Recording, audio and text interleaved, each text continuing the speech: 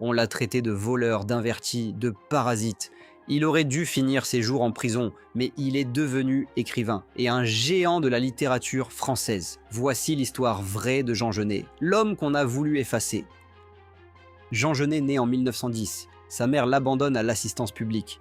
Il grandit ballotté entre familles d'accueil, maisons de correction. Et déjà, la déviance, disent-ils. Il vole, il ment, il fuit. À 15 ans, il est déjà en prison. Et c'est là, entre quatre murs, que naît sa voix. Une voix brutale, sensuelle, pleine de rage et de désir. Il écrit Notre-Dame des Fleurs. En prison, sur des feuilles volées, il y mêle sexe, mort, amour et trahison. C'est obscène, mais c'est magnifique. Genet dérange. Il parle d'homosexualité, de trahison, de criminalité comme d'une forme d'art. L'État le censure, ses livres sont saisis. Il est poursuivi. Et pourtant, tout Paris lit Genet sous le manteau, parce que dans ses mots, il y a une liberté que personne n'ose s'offrir.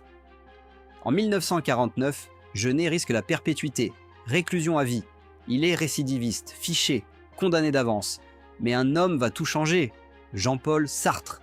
Il lance un appel. « Signez », dit-il. « Il faut sauver Genet ». Cocteau, Picasso, Gide, 500 signatures. Et enfin, un miracle. Vincent Auriol, président de la République, accorde la grâce. Genet sort. Et il ne retournera jamais en prison. Genet devient une icône. Il écrit Le balcon, les bonnes, les nègres. Il provoque, il scandalise, il bouleverse. Il soutient les Black Panthers, les Palestiniens, les marginaux de partout. Il refuse d'être récupéré. Toujours. Jusqu'à sa mort, il reste l'inclassable. Le voleur devenu poète, le poète devenu bombe. Jean Genet n'a pas été effacé. Il s'est écrit. À coups de cris, de désirs, de douleurs. Et s'il dérange encore aujourd'hui, c'est peut-être parce qu'il a dit ce que d'autres n'ont jamais osé penser. Si vous pensez que la littérature peut déranger, choquer, bousculer, abonnez-vous.